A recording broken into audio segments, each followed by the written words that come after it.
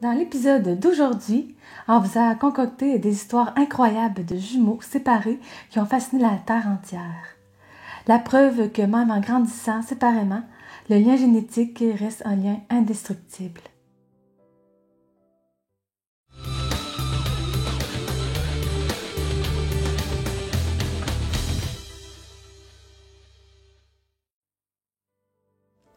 Bonjour tout le monde, bienvenue sur notre chaîne Les Jumelles Mélie Mélo. Connaissez-vous l'histoire des jumeaux Jim? C'est deux jumeaux séparés à la naissance qui ont une vie tellement similaire qu'on pourrait ne pas y croire. Sinon, avez-vous déjà entendu parler d'Oscar et Jack, un jumeau élevé chez les nazis et l'autre dans une famille juive? Et suivez-nous aujourd'hui dans ces incroyables et pourtant vraies histoires. Jim Lewis et Jim Springer. Les deux jumeaux naissent le 19 août 1939 à l'hôpital mémorial de Piqua dans l'Ohio. Leur mère est une jeune femme immigrante de 35 ans, non mariée, et comme la plupart des femmes dans cette situation-là à l'époque, elle donne ses bébés en adoption. L'un des deux jumeaux se fait adopter 4 semaines plus tard par un homme qui s'appelle Ernest Springer et sa femme Sarah. S'il avait pu, les Springer auraient adopté les deux jumeaux, mais on ne sait pas pour quelle raison. À l'hôpital, on leur a dit que le jumeau de leur bébé était décédé à l'accouchement. 2 semaines plus tard, le dernier jumeau est lui aussi adopté par Jess Lewis et sa femme Lucille. Et les deux familles décident de nommer leur enfant adoptif du même nom, James. Donc, il y a James Edward Lewis et James Arthur Springer. Mais les deux jumeaux se font surnommer Jim. À la différence de la famille Springer, Lucille a su très tôt que son fils avait un frère jumeau parce qu'en allant officiellement enregistrer le nom de son fils à la cour, elle a entendu quelqu'un dire « Attends, mais est-ce que l'autre ne s'appelle pas aussi James ?» Cette remarque n'est pas tombée dans l'oreille d'une sourde et Lucille ne va pas cacher la vérité à son fils. Quand il va avoir 6 ans, elle va lui dire qu'il a un jumeau quelque part et ça va prendre 33 ans à James avant de le retrouver. Et même s'ils habitaient qu'à 100 km l'un de l'autre, ils vont passer toute leur enfance et toute leur adolescence sans même se croiser. Ce n'est qu'à l'âge de 39 ans que James/Jim Lewis va retrouver son jumeau par le biais du dossier judiciaire de leur adoption et va lui téléphoner. Ils vont se rencontrer 4 jours plus tard, le 9 février 1978. Au début, ils sont un peu gênés, timides, ils se serrent la main, ils ne savent pas trop quoi se dire, mais au bout d'un moment, ils se mettent à s'embrasser et éclatent tous les deux de rire. Leur ressemblance physique ne fait aucun doute, ils sont bel et bien jumeaux. Ce sont 2 grands hommes de 6 pieds et ils pèsent tous les deux 180 livres. Mais ce qu'ils vont découvrir sur leur vie respective est troublant. Ils vont apprendre qu'en plus de s'appeler tous les deux James et de se faire surnommer Jim, leurs parents adoptifs avaient aussi adopté un autre garçon qui s'appelait, dans les 2 cas, Larry. Mais quelles étaient les chances pour que les 2 familles adoptives adoptent 2 garçons et les nomment du même prénom? Aussi, quand ils étaient enfants, les 2 Jim ont eu un chien qu'ils ont tous les 2 appelé Toy. À l'école, Jim et Jim excellent dans les mêmes matières, en maths et en charpenterie, et ils détestent tous les 2 le vocabulaire. Ils ont conduit pour la première fois avec une voiture de la même marque et ont d'ailleurs tous les 2 une Chevrolet bleu pâle. Ils fument la même marque de cigarettes, les cigarettes Salem, et ils boivent en plus la même sorte de bière, la Miller Lite. Et ils ont tous les 2 travaillé comme shérif adjoint dans des villes différentes de l'Ohio, à 70 km l'un de l'autre. Maintenant, regardons un peu leur vie de famille. Les 2 se sont mariés à une première femme appelée Linda. Ils ont tous les 2 divorcé de leur Linda pour se remarier une seconde fois à des femmes qui s'appelaient, dans les 2 cas, Betty. Jim Springer est d'ailleurs toujours avec sa Betty, mais Jim Lewis s'est remarié une 3e fois avec une femme nommée Sandy. Jim et Jim ont eu un garçon qu'ils ont nommé tous les 2 James Allan. Et ils sont aussi allés plusieurs fois en famille à la même plage en Floride, la plage Pasquale. Les jumeaux ont aussi dans leur maison chacun un atelier pour sculpter le bois parce que c'est leur passion. côté psychologique, ils ont la même manie de se ronger les ongles, ressentent de fortes migraines que les spécialistes appellent le syndrome de céphalémix, qui a commencé tous les deux à l'âge de 18 ans. Ils ont d'ailleurs utilisé le même genre de mots pour décrire la douleur. Ils ont aussi tous les deux souffert d'hémorroïdes, ont les mêmes habitudes de sommeil et ont les mêmes valeurs de tension artérielle et de pouls identiques. Une de leurs différences est que Jim Springer est plus à l'aise à s'exprimer verbalement, alors que Jim Lewis, lui, préfère l'écriture. Et aussi, ils n'ont heureusement pas la même coiffure, comme vous pouvez le voir sur la photo.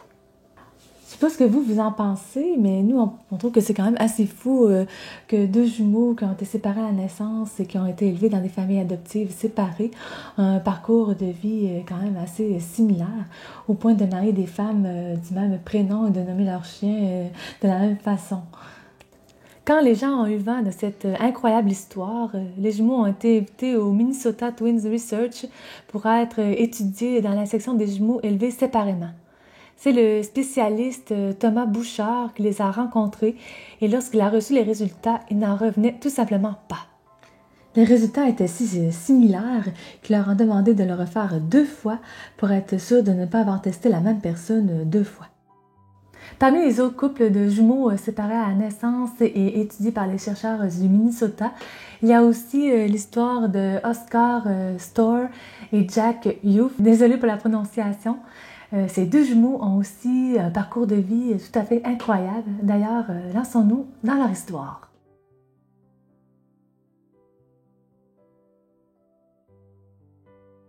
Jack et Oscar naissent à Trinidad le 16 janvier 1933 d'une mère catholique et d'un père juif.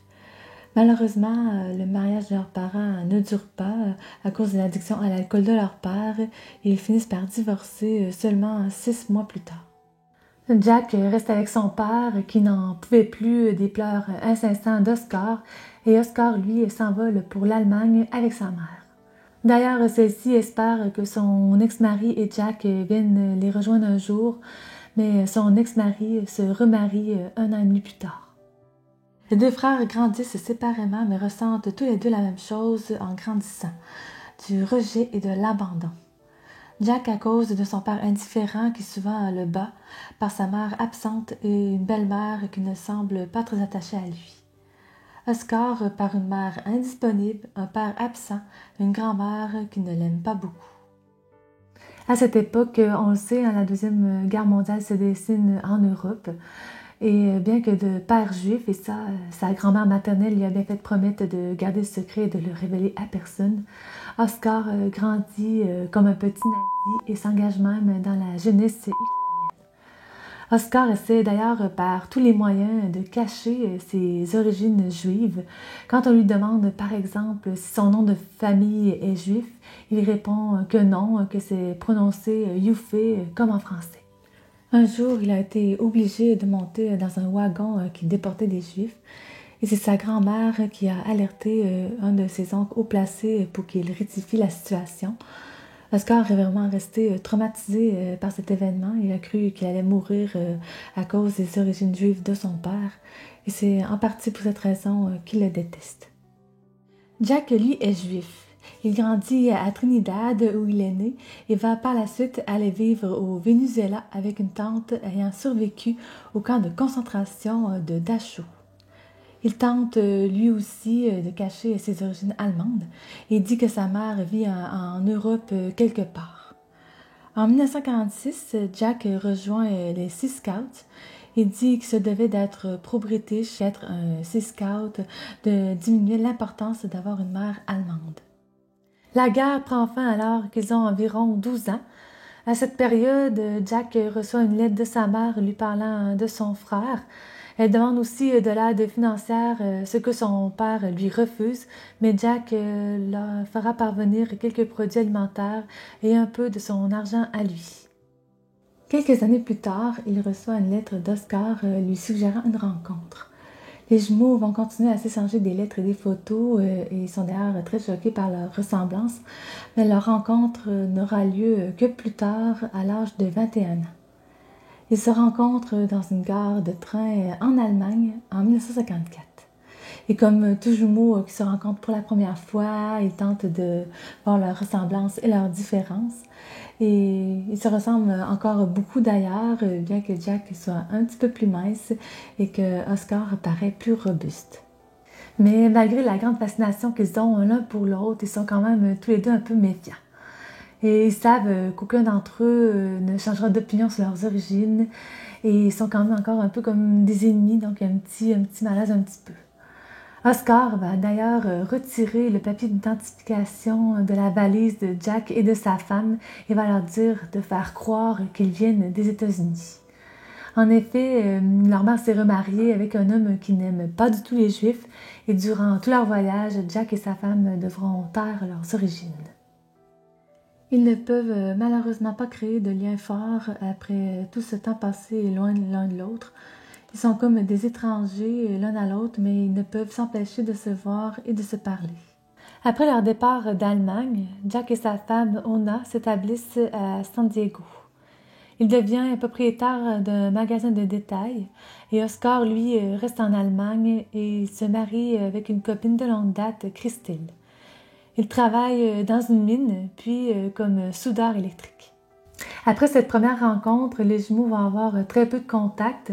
Oscar va arrêter d'écrire à Jack parce que celui-ci refuse de l'aider à immigrer aux États-Unis. Mais Jack n'est pas un citoyen américain lui-même, il dépend du père de sa femme. Et aussi, Jack a peur qu'Oscar dépende trop de lui s'il venait à immigrer aux États-Unis, et ça, il ne veut pas. Bref, c'est pour ça qu'ils perdent peu à peu le contact l'un de l'autre, mais leur femme, elle, continue à s'écrire à quelques occasions dans l'année. En 1979, Ona, la femme de Jack, aperçoit dans le People Magazine un article parlant d'une étude faite par l'Université du Minnesota sur des jumeaux ayant grandi séparément.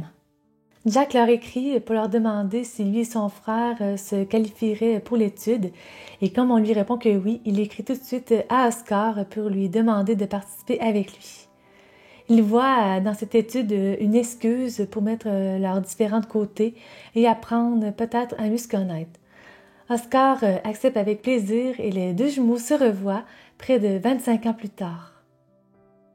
Ils se revoient donc le 2 novembre 1979 à l'aéroport international de Twin Cities et sont habillés presque de la même manière, un chandail à épaulettes bleu pâle et des lunettes à monture métallique. Ils vont en apprendre d'ailleurs beaucoup sur eux-mêmes ainsi que sur leurs jumeaux dans cette semaine au Minnesota. Ils sont très compétitifs l'un envers l'autre, comme beaucoup de jumeaux. Ils veulent performer mieux que leurs frères durant l'étude. Ils ont la même manie de flusher la toilette avant de l'utiliser. Ils lisent des livres de la fin au début. Ils enroulent tous les deux des élastiques autour de leurs poignets, qu'ils aiment aussi éternuer super fort dans les ascenseurs et qu'ils ont tous les deux un amour fou pour le beurre. Ils ont aussi la même façon de parler et aiment tous les deux la nourriture épicée. Ils sont aussi, à ce qui paraît, tous les deux très colériques, critiques et très exigeants envers leur enfant. Ils sont un excellent exemple de la façon dont des jumeaux élevés dans des environnements très différents peuvent finir par se ressembler néanmoins. C'est ce qu'explique Nancy Segal, professeure de psychologie de l'Université de Fullerton, en Californie, qui a étudié leur cas dans le cadre d'un projet de recherche sur les jumeaux. Leur histoire est quand même vraiment intrigante de bien des façons parce que les deux jumeaux ont des gènes identiques, mais des esprits complètement opposés. Leur relation s'est un peu améliorée parce que les deux font quand même des efforts pour construire une relation. Ils aiment se voir, mais ensemble, ils tombent vite dans la compétition l'un envers l'autre et leur opinion, qui est encore très opposée, les empêche de parler de certains sujets sensibles, ce qui les éloigne dans le fond. Un documentaire tourné en 1995 qui s'appelle Oscar et Jack met en lumière leur vie en tant que jumeaux séparés. Oscar est malheureusement décédé peu de temps après, en 1997, à l'âge de 64 ans, d'un cancer du poumon lié à son travail dans les mines. Le coup fut quand même très dur pour Jack, qui lui mourut à l'âge de 82 ans.